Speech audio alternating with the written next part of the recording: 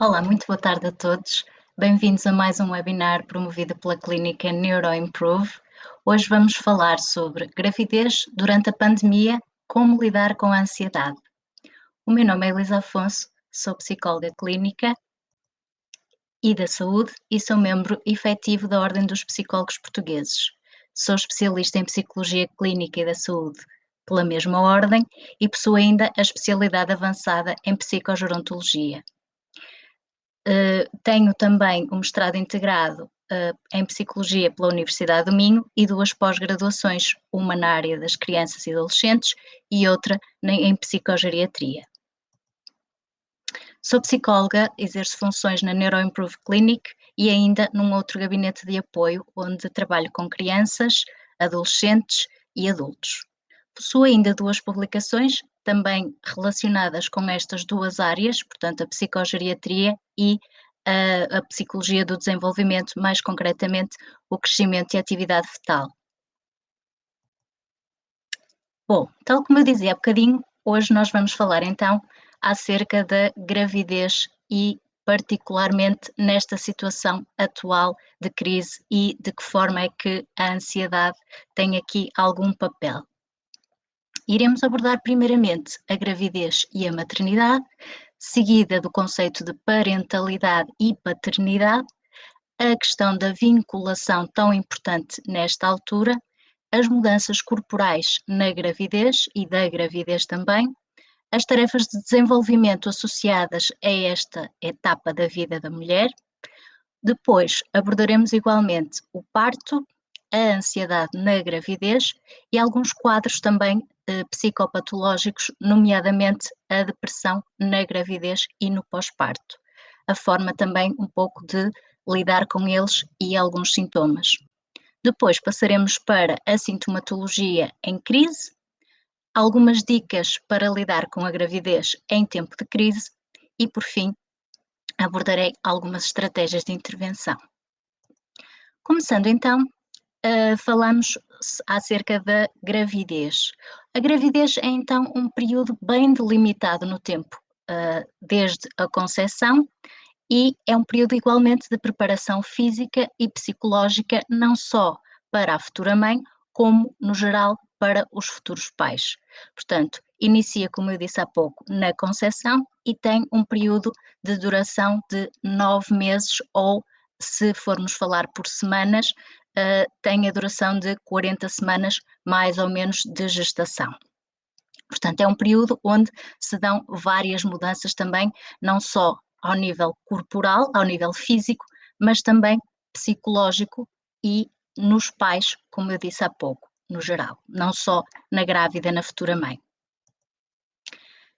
De acordo com Canavarro, diz-nos que, de facto, este conceito de gravidez e maternidade aparecem também intimamente ligados e, ainda, segundo esta autora, é então uma época que psicologicamente permite a preparação para ser mãe, ensinar cognitivamente papéis e tarefas maternas, ligar-se afetivamente à criança, portanto, aqui as questões da vinculação, iniciar o processo de reestruturação de relações para incluir um novo elemento, o bebê, incorporar a existência do filho na sua e, simultaneamente, aprender a aceitá-lo como pessoa única com vida própria. Portanto, quando eu digo inicialmente que estes 2 conceitos de gravidez e maternidade aparecem intimamente ligados, estamos aqui a reportar-nos à questão mais de mudanças corporais, portanto, este período delimitado no tempo, como eu vos disse anteriormente, relativo à gravidez,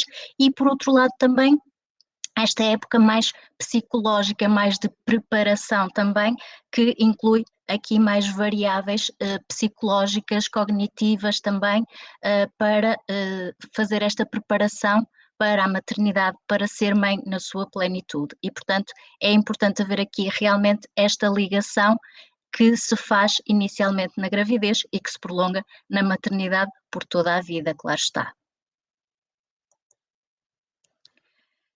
A nível ainda da questão da maternidade, pode-se dizer que é um processo, então, como eu referi, que segue a mulher ao longo da vida, traduz a representação da experiência de ser mãe e de satisfazer as necessidades do filho, portanto, do bebé que acompanhará de facto esta experiência ao longo da vida da mulher e mais também ao nível do casal, portanto, a experiência materna e paterna.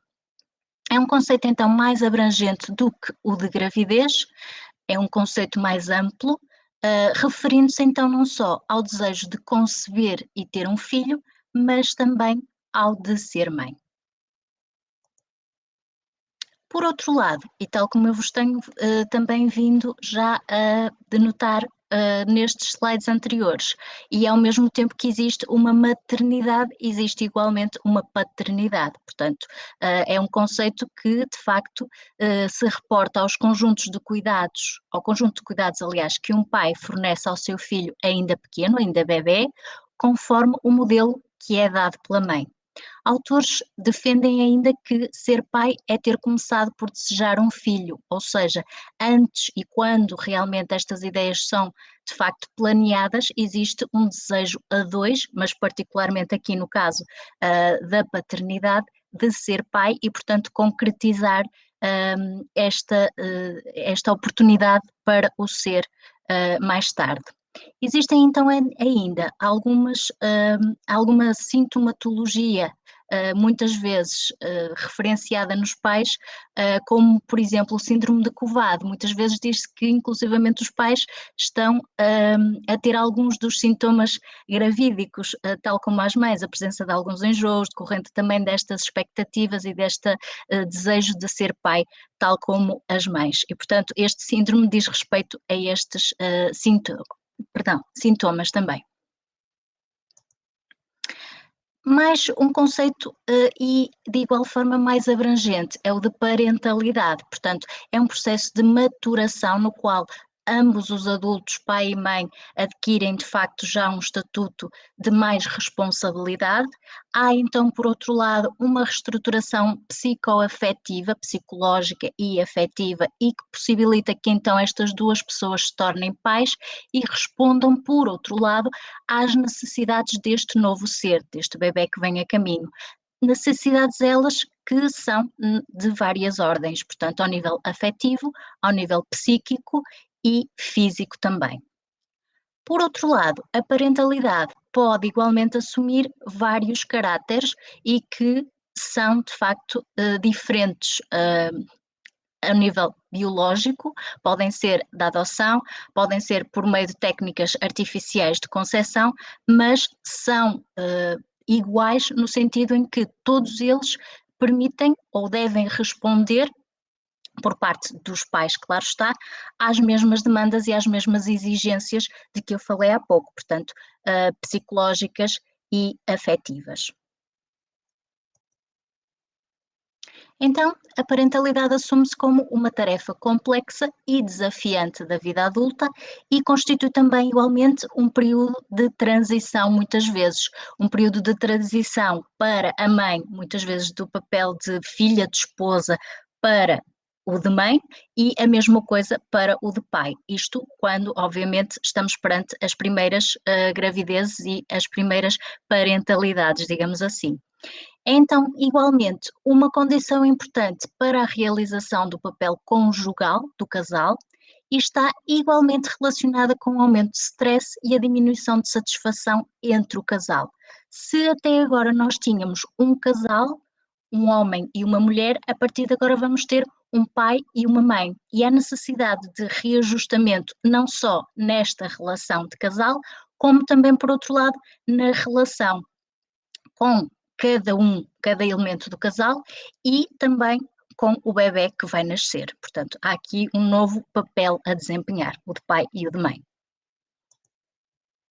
E este papel é importante depois também ter em conta a criação de um vínculo, portanto, a própria vinculação em si, o bonding, o que se chama o bonding pais-bebé, ou seja, a interação entre não só a mãe-bebé, mas também e de preferência entre os dois pais. E quanto mais forte for este investimento emocional e o espaço que o bebê depois ocupa em termos de relações de cuidados e de interação com estes, mais segura vai ser a sua vinculação e, por outro lado, mais seguro vai estar o bebê durante o seu desenvolvimento, claro está, de adquirir novas experiências e novas conquistas.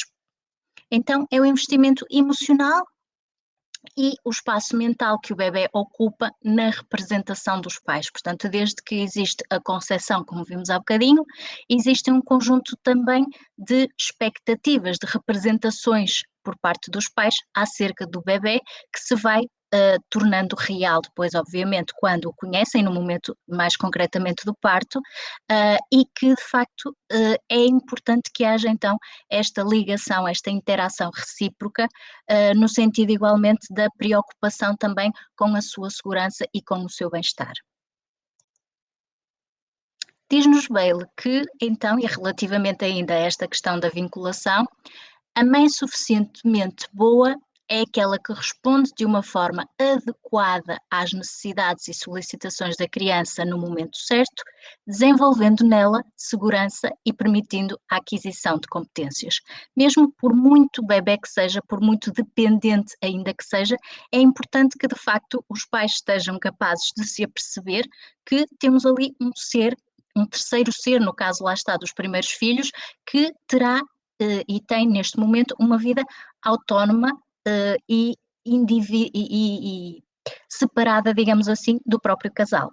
E, portanto, tudo isto é uma exigência não só ao nível do pai e da mãe, como também depois ao nível do próprio desenvolvimento do bebê, e é uma responsabilidade acrescida, como também já referi. Bom, relativamente à gravidez, ao processo delimitado que compreende 9 meses, como eu dizia há pouco, ou as tais 40 semanas de gestação, mais ou menos, portanto é um tempo previsto. Esta gravidez, então, é constituída por 3 trimestres. E no primeiro trimestre é chamado o trimestre de integração. Porquê? É quando se dá, de facto, o conhecimento de que a futura mãe está grávida e depois pode haver aqui algumas, e há normalmente, algumas expectativas relativamente a esta gravidez, como é que ela irá decorrer, quanto mais não seja.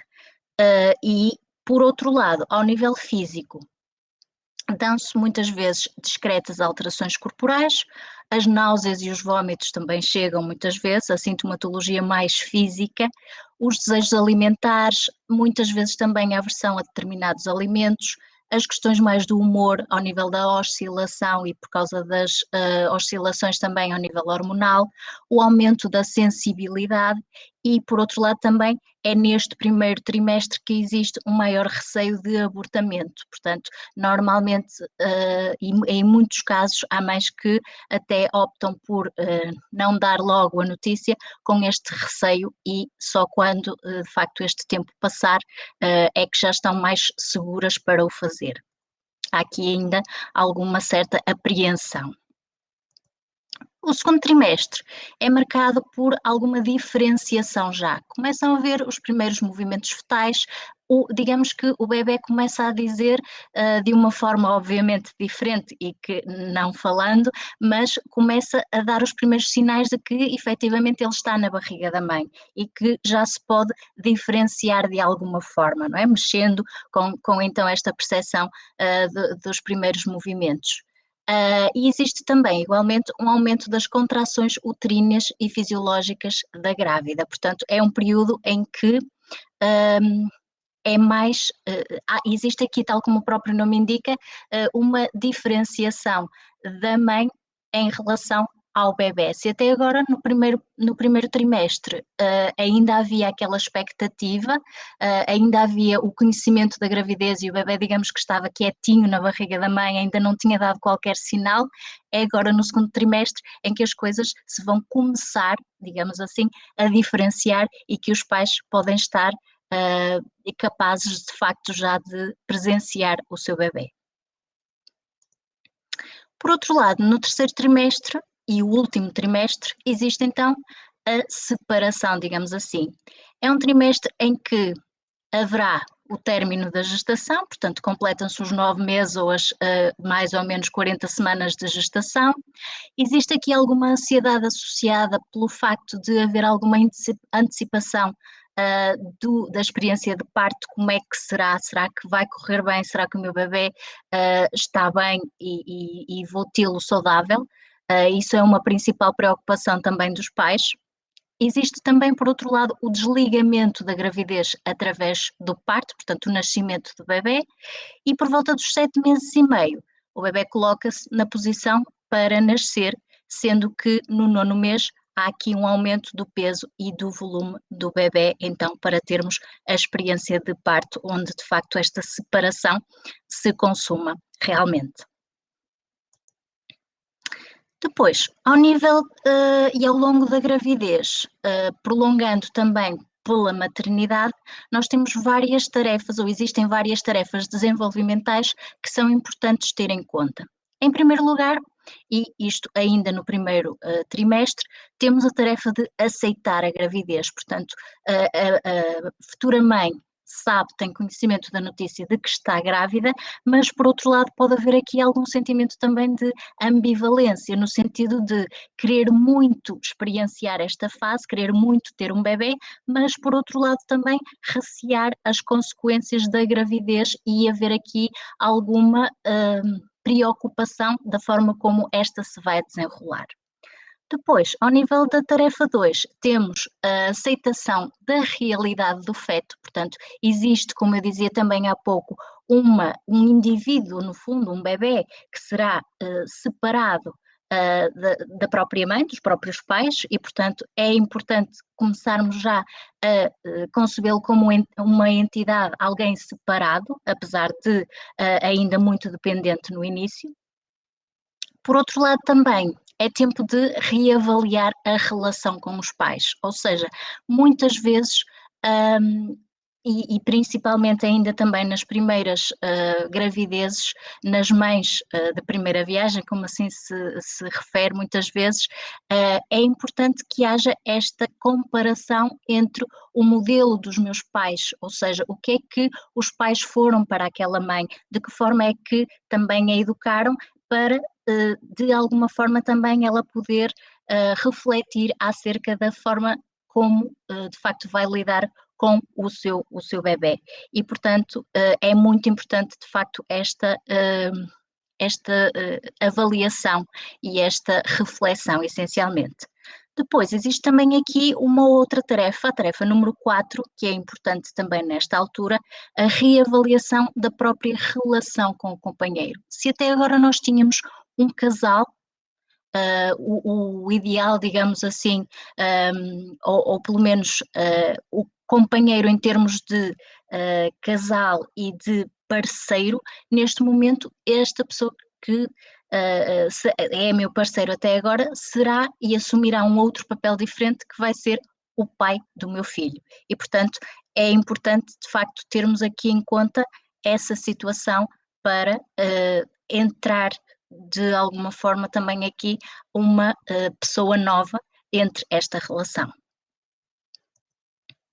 Depois, na tarefa número 5, é importante aceitar o bebê como pessoa separada, portanto, um ser a mais, para além da mãe e do pai. Integrar também a identidade parental, ou seja, fazer um pouco também aquela reflexão que eu vos dizia há bocadinho relativamente à tarefa inicial. Portanto, refletir agora acerca igualmente da forma como eu fui, como a pessoa foi educada, neste caso a mãe foi educada, de forma a que também possa estar capaz de educar agora um filho, seja ele o primeiro, seja ele já o segundo ou o terceiro, ou enfim. E, por final, é importante também reavaliar a relação com os outros filhos, ou seja, muitas vezes, e quando não temos aqui o caso de ser já o primeiro bebê, a primeira criança, é importante que a futura mãe tenha aqui em atenção esta relação, não só com o bebê, mas também em relação à forma como os outros filhos o irão receber, a forma como eles se irão comportar. E muitas vezes isto também é um fator de preocupação para os pais, porque muitas vezes deparam-se com filhos mais pequeninos e que ainda podem não entender muito bem a situação e, portanto, haver mais também birras, mais chamadas de atenção e, portanto, há alguma dificuldade muitas vezes em dosear de facto estas duas realidades, portanto, os outros filhos com o bebê que acaba de chegar. Depois, temos então, depois destas tarefas também, o momento do parto. E no momento do parto é de facto quando se conhece o bebê. Mas antes disso, existe uma antecipação deste momento. O parto é normalmente uma experiência que desencadeia ansiedade, que desencadeia algum receio. O facto de se pensar neste momento que poderá ser ou não de dor, mas existe essa preocupação com a dor, existem preocupações também com as condições em que este ocorre, se será um parto normal, se será um parto com recurso a epidural e, portanto, perante esta incógnita, muitas vezes no início ainda, e claro está, depois com os devidos procedimentos de preparação, poderá diminuir ou não, mas de qualquer forma é sempre um momento de inquietação um pouco para as futuras mamãs. O medo, então, é a resposta mais prevalecente e, portanto, existe então, associada a esta ideia, uma maior ansiedade na gravidez. Os fatores suscetíveis de influenciar a experiência de parto. Por um lado, a presença de uma pessoa significativa, que lá está o companheiro, o pai, o futuro pai do bebê, poderão atenuar aqui estes níveis, esta experiência em termos de ansiedade, em termos de preocupação, o tipo de parto, o recurso a técnicas de controle da dor também poderão constituir aqui já fatores mais securizantes relativamente a esta antecipação desta experiência para particularmente a futura mamã. Bom, relativamente a questões mais, digamos, de relação com a gravidez, sem excluir a sua dimensão patológica. Nós sabemos que, e tal como eu disse também já anteriormente, a gravidez é um período então caracterizado por transformações várias, como também já vimos. É um processo de adaptação, é um processo exigente, tem que se cumprir um conjunto de tarefas de desenvolvimento, como também já referi há pouco e vos expliquei, e portanto este processo, como exigente que é, como um processo de transformação que é, tem inevitavelmente a presença de ansiedade, mesmo que nós excluamos a sua dimensão patológica. Portanto, não estamos a falar aqui de ansiedade no sentido de ser algum nível mais alto do que o desejável, mas sim uma ansiedade que já é associada a este processo gravídico. E esta ansiedade começa desde a tomada de conhecimento de que a futura mãe está grávida, tem um pico por volta dos 5 meses, mais ou menos na altura em que eu vos dizia há bocadinho, em que o bebê se começa a diferenciar e começamos a experienciar os primeiros movimentos fetais. Existe depois também uma elevação aos 8 e 9 meses de gestação, esta preparação de facto para o parto, não é? Esta antecipação da experiência de parto, como é que ele será, como é que irá decorrer, e depois, obviamente, uma queda no pós-parto já com todas estas situações passadas da melhor forma possível, não é? Mas, portanto, existe aqui já, tanto quanto possível, uma tranquilização maior da futura mãe. Já neste momento, portanto, falamos então e passarei a abordar condições já mais ao nível da psicopatologia. No entanto, gostaria de frisar antes disso que as oscilações de humor são comuns na gravidez, portanto, normalmente e fruto de questões mais fisiológicas, hormonais, por exemplo, não é? Nós temos aqui várias oscilações de humor que são normais no processo gravídico. Por outro lado, quando nós estamos a falar já ao nível da patologia, ao nível de condições de depressão, seja na gravidez, seja no pós-parto, nós temos aqui ou podemos ter alguns fatores de risco que aumentam de facto a probabilidade de desenvolver este tipo de patologia. Nomeadamente, se há história de depressões anteriores, portanto, se a mulher já tem alguma história ao nível de perturbações do humor, Se existe algum abandono, alguma negligência parental, a futura mãe sente-se sozinha e, portanto, isto poderá então constituir um fator de risco. Se há pobres relações com os pais, com os amigos, com os conhecidos, pobres relações sociais no geral. Se é uma gravidez que não foi planeada e o facto de ser mãe solteira também, e também os conflitos com o cônjuge ou o pai do bebê. Portanto, todos estes fatores poderão ser fatores de risco para o desenvolvimento de alguma patologia na gravidez ou no pós-parto. Entretanto, em relação à percentagem de depressão na gravidez, sabe-se, de acordo com estudos, que ela se situa entre os 10% e os 20%.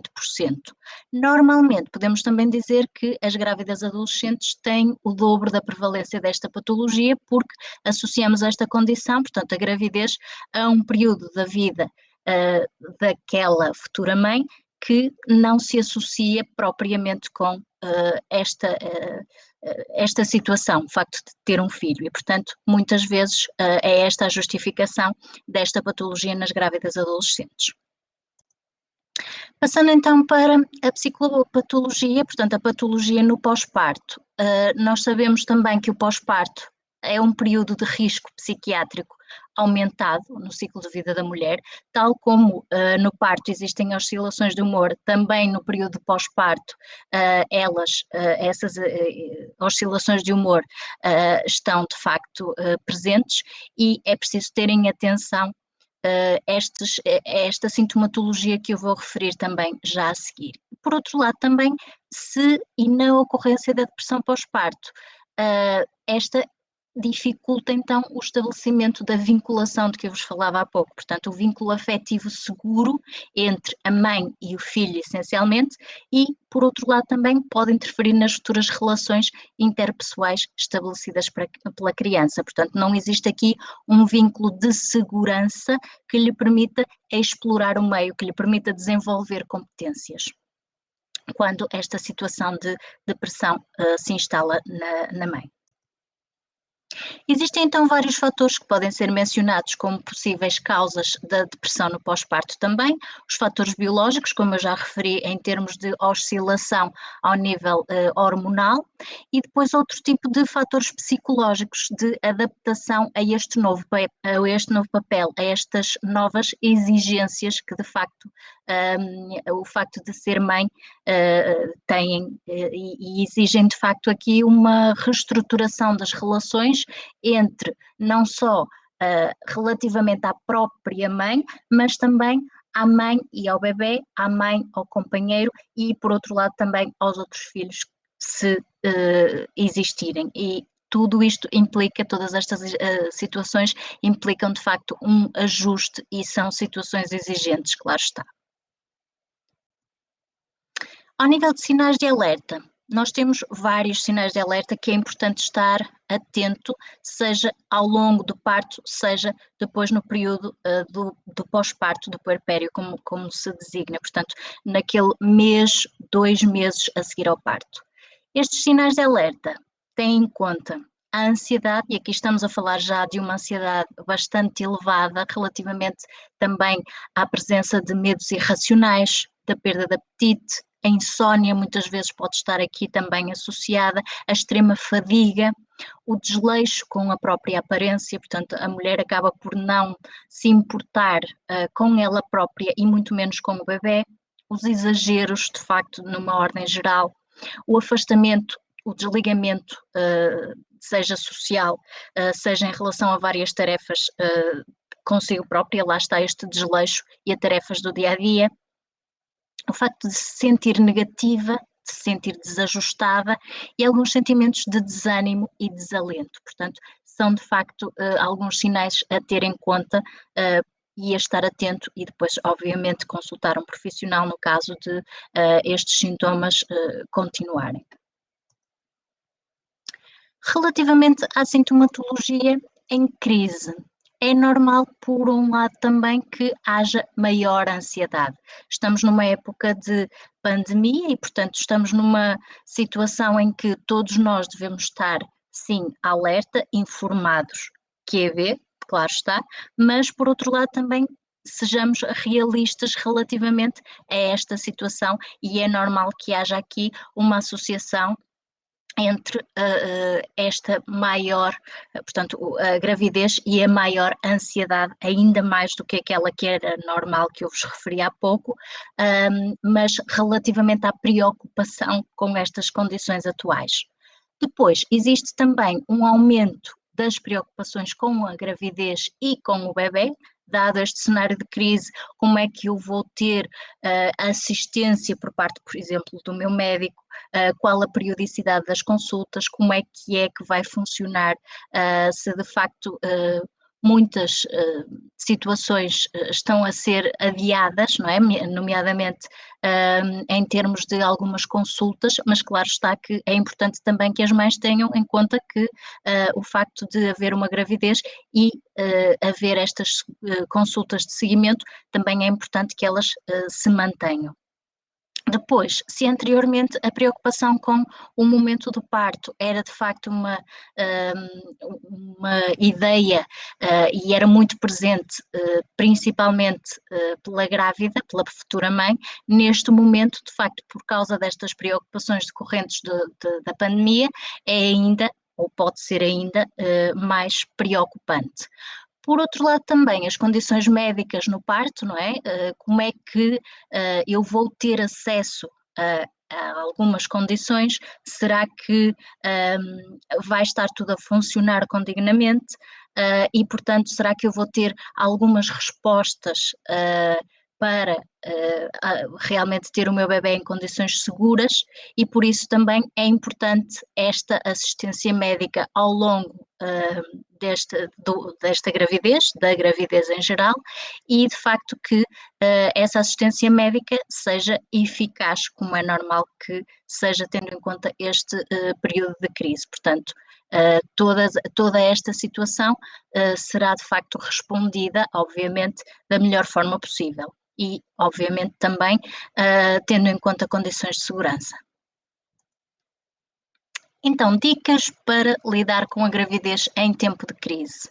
É importante que se mantenham as rotinas saudáveis, rotinas de higiene, rotinas de alimentação, todas aquelas que nós já fomos abordando também aqui ao longo dos webinars.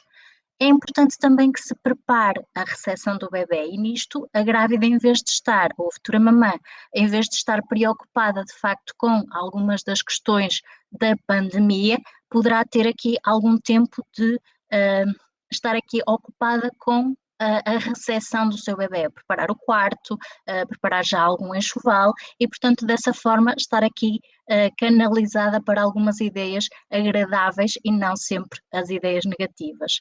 Por outro lado, também é importante dialogar essencialmente com o parceiro, com o pai do bebê, explicar o que é que sente, quais as preocupações, quais os receios, não só relativamente à gravidez, mas ainda mais neste tempo de crise de pandemia.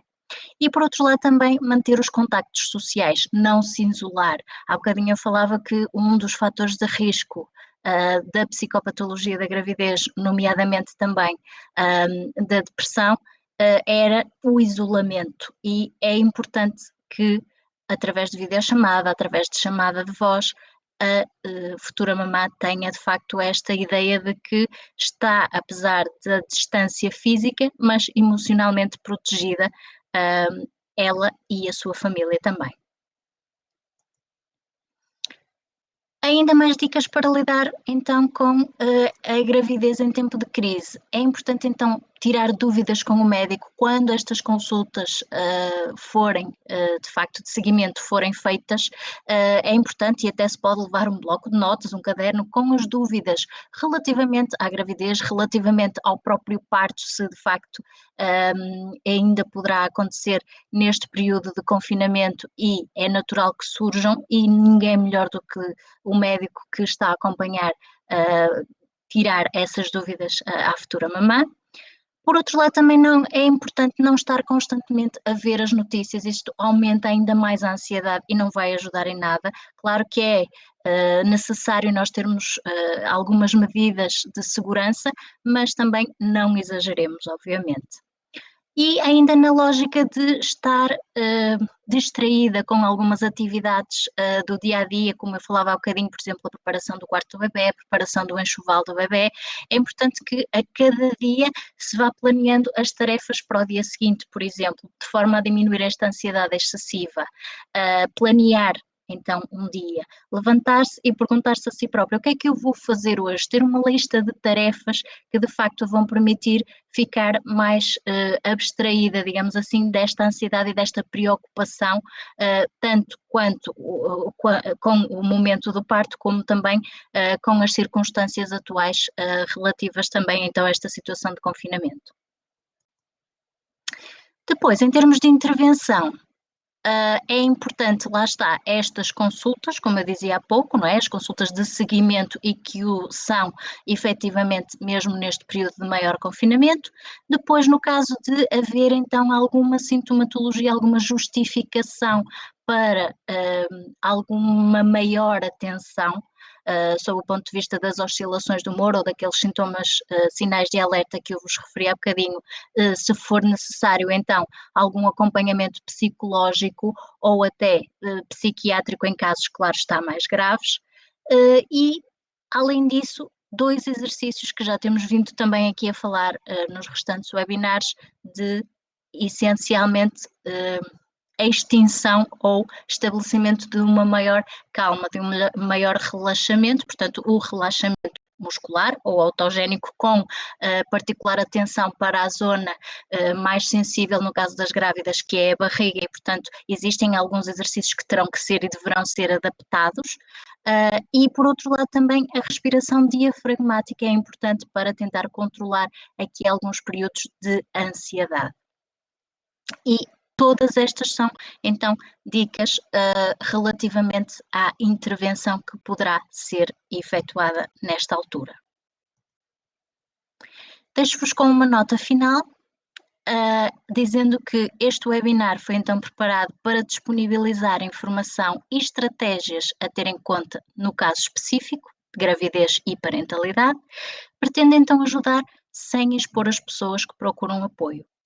Eu estou disponível para questões diretas e de resposta curta através de e-mail, e para o efeito eu peço-vos que utilizem o contacto seguinte: elisa.afonso@neuroimprove.pt.